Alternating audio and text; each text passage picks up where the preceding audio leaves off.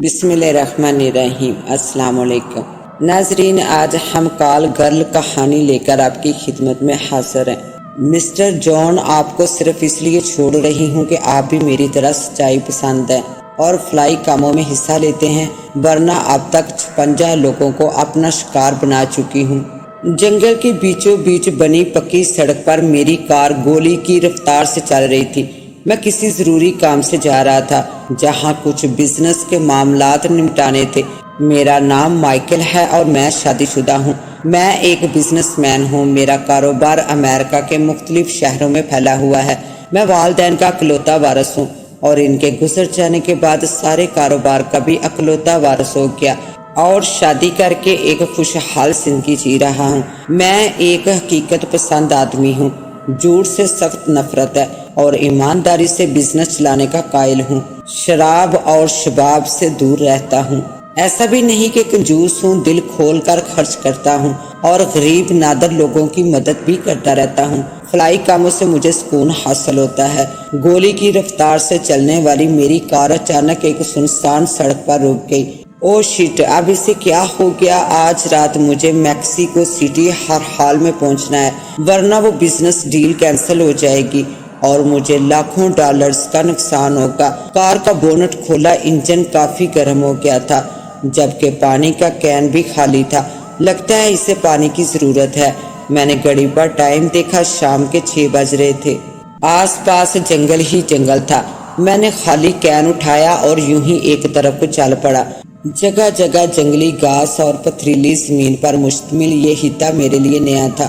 میں شہر کا رہنے والا تھا، گاڑی بنگلہ نوکر چاکر، لیکن ایک مثبت بات یہ تھی کہ میں اپنا کام خود سر انجام دینے کی عادت رکھتا تھا۔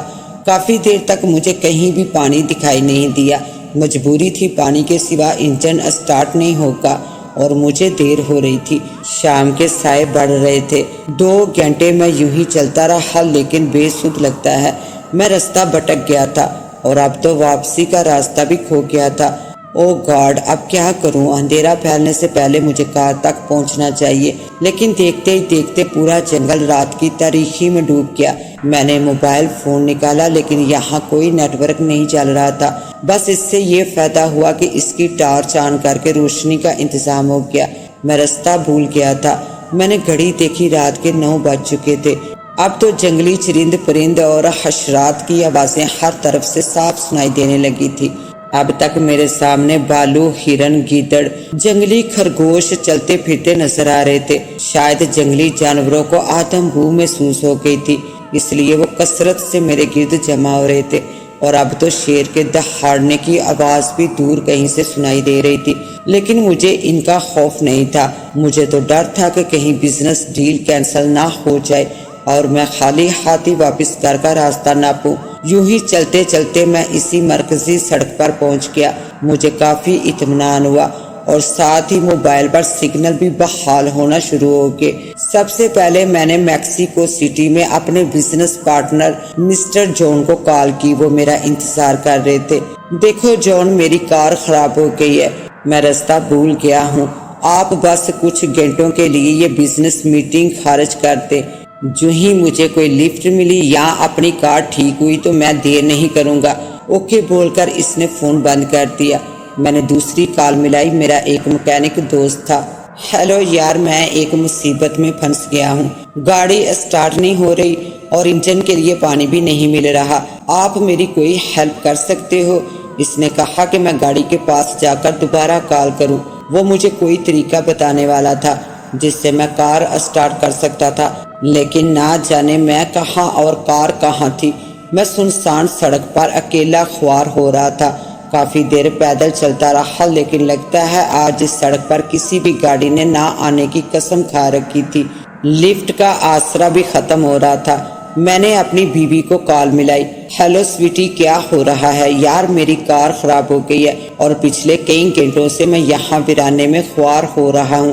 اس نے جواب دیا کہ وہ اے سی آن کر کے ٹی وی پر فٹ بال میچ دیکھ رہی ہے۔ یار تم عورتیں بھی نا، اب پتہ چلا کہ پیسے کمانا کتنا مشکل کام ہے، اور آپ عورتیں منٹوں میں شاپنگ میں ایسے اڑاتے ہو جیسے وہ میرا منہ چھڑانے کے لیے اور زور سے ہنس رہی تھی۔ لیکن اس کی ہنسی نے مجھے کافی حوصلہ دیا اور میں بھی ہنسا۔ وہ رہی میری کار، میں نے موبائل بند کر دیا اور کار کی خوشی میں چلا اٹھا۔ میں نے مکینک دوست کو فون کیا، اس نے مجھے کچھ ہدایت دی۔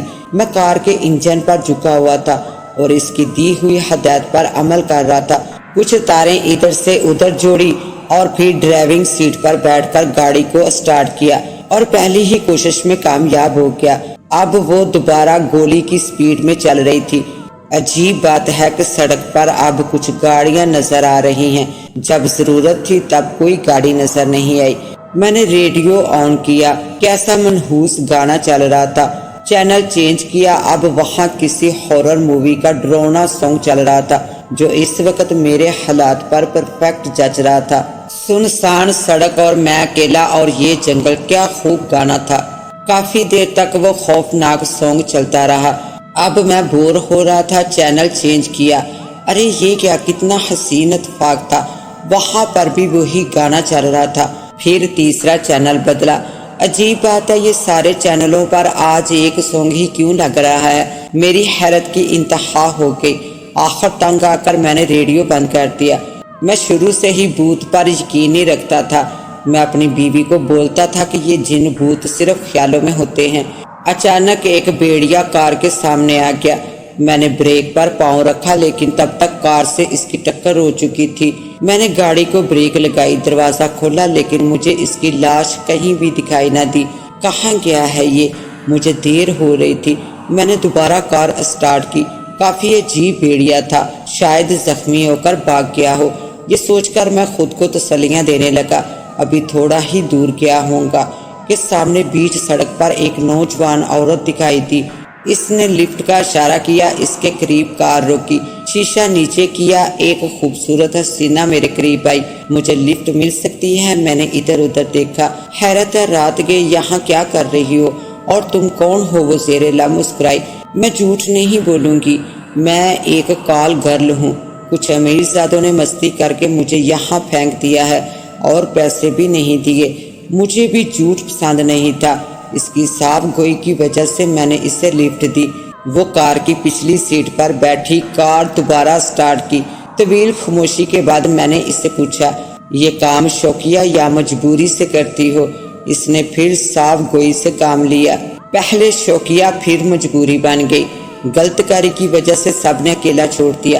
میں نے والدین کا دل دکھایا تھا، وہ مجھے ڈاکٹر بنانا چاہتے تھے لیکن مجھے شرافت راس نہیں آئی اور سب کے سمجھانے کے باوجود ایک امیر زادے کو اپنا سب کچھ سونپ دیا۔ اور وہ دن اور آج کا دن، روز نئے امیر زادے۔ میں غصے سے چلایا، تبھی تو میں شراب اور لڑکیوں سے دور بھاگتا ہوں۔ اپنے شوق کو مجبوری کا نام دے کر لوگوں کی ہمدردی طلب کرتی ہو۔ دوبارہ طویل خاموشی کے بعد میں نے اس سے نام پوچھا، کوئی جواب نہیں ملا۔ میں نے دوبارہ پوچھا، تمہارا نام کیا ہے؟ لیکن پھر بھی جواب نہیں ملا۔ تب میں نے غصے سے پیچھے مڑ کر جو دیکھا تو خوف دہشت کے مارے میرے منہ سے چیخ نکل گئی، کیونکہ پیچھے کوئی نہیں تھا، سیٹ خالی تھی۔ یہ نہیں ہو سکتا، وہ آخر کہاں چلی گئی؟ گاڑی کے دروازے بھی لاک تھے۔ میری حیرت کی انتہا نہ رہی۔ او مائی گاڈ، کہیں وہ ڈین تو نہیں تھی؟ پہلے ریڈیو کے ہر چینل پر ایک ہی سے بھی سانگ کا چلنا، پھر بھیڑیے کا کار سے ٹکرانا اور پھر اس کال گرل نما ڈین کا یوں غائب ہونا۔ یہ سب کیا ہے؟ اب میں نے جانا کہ جن بھوت اپنا وجود رکھتے ہیں اور اکیلے انسان کو ستاتے بھی ہیں۔ میں نے کار کی سپیڈ اور بھی تیز کر دی۔ میں کافی دیر تک حیرت کے سمندر میں غوطہ زن رہا کہ اچانک موبائل کی بیل پر چونکا۔ ہیلو، کون؟ آواز آئی، مسٹر جان، آپ کو صرف اس لیے چھوڑ رہی ہوں کہ آپ بھی میری طرح سچائی پسند ہیں اور فلاحی کاموں میں حصہ لیتے ہیں، ورنہ اب تک 56 لوگوں کو اپنا شکار بنا چکی ہوں۔ میں کوئی کال گرل نہیں ہوں، البتہ اپنا شکار ڈھونڈنے کے لیے کال گرل کا گیٹ اپ ضرور کرتی ہوں۔ میں صرف بدکار لوگوں کو اپنا شکار بناتی ہوں۔ تم شراب اور لڑکیوں سے دور بھاگتے ہو، بس اسی عادت کی وجہ سے آج بچ گئے۔ اور ہاں، میں ایک روح ہوں جو آپ کی کار میں بھی غائب ہو سکتی ہوں۔ کال کٹ گئی اور مجھے تھوڑی دیر پہلے اٹھنے والے سارے سوالوں کے جواب مل گئے۔ کار کا اے سی آن تھا لیکن پھر بھی میرے پسینے چھوٹ رہے تھے۔ یہ آج کی رات اتنی طویل کیوں ہو گئی تھی؟ میں زندگی میں اتنا نہیں تھکا ہوں گا جتنا آج کی رات میری کیفیت بدل چکی تھی۔ میں خود کو کتنا بہادر سمجھتا تھا، لیکن ایک آتما کے مشاہدے نے میری زندگی بدل ڈالی۔ میں نے ایک دوست کو فون کیا اور پوچھا کہ ایک ہی وقت پر سارے ریڈیو چینل پر ایک ہی گانا چلتا ہو۔ وہ پہلے تو خوب ہنسا اور آخر میں یہ کہہ کر فون رکھ دیا، "What I joke"۔ پر میں نے مذاق تو نہیں کیا تھا۔ بھیڑیا کون تھا؟ لڑکی کون تھی؟ ان سارے سوالوں کے جواب سوچتے سوچتے میں سو گیا۔ جب آنکھ کھلی تو خود کو ہسپتال کے بستر پر پایا۔ وہاں میری بیوی کھڑی تھی۔ مجھے ہوش میں آتا دیکھ کر وہ بہت خوش ہوئی اور مجھ سے چمٹ گئی۔ میں یہاں کیسے؟ اس نے میرے بال سنوارتے ہوئے جواب دیا، "کل رات آپ کا ایکسیڈنٹ ہو گیا تھا۔ شکر ہے آپ تو بچ گئے"۔ مگر میں حیرت سے "مگر کیا؟" وہ افسردہ لہجے میں بولی۔ "مگر جس گاڑی کی آپ کی کار سے ٹکر ہوئی تھی، اس میں سوار ایک لڑکی اور اس کا پالتو بھیڑیا مارا گیا۔ آپ ہاسپٹل میں ہو، مجھے یہ اطلاع آپ کے بزنس پارٹنر نے دی۔ آپریشن کے بعد آپ کوما میں چلے گئے تھے اور آج ٹھیک 24 گھنٹے بعد آپ کو ہوش آیا ہے، لیکن شکر ہے آپ کی جان بچ گئی۔ آج برسوں بعد بھی مجھے وہ رات نہیں بھولی اور شاید ہمیشہ یاد رہے، لیکن کافی تحقیق کے بعد بھی مجھے کچھ سوالوں کے جوابات نہیں مل سکے۔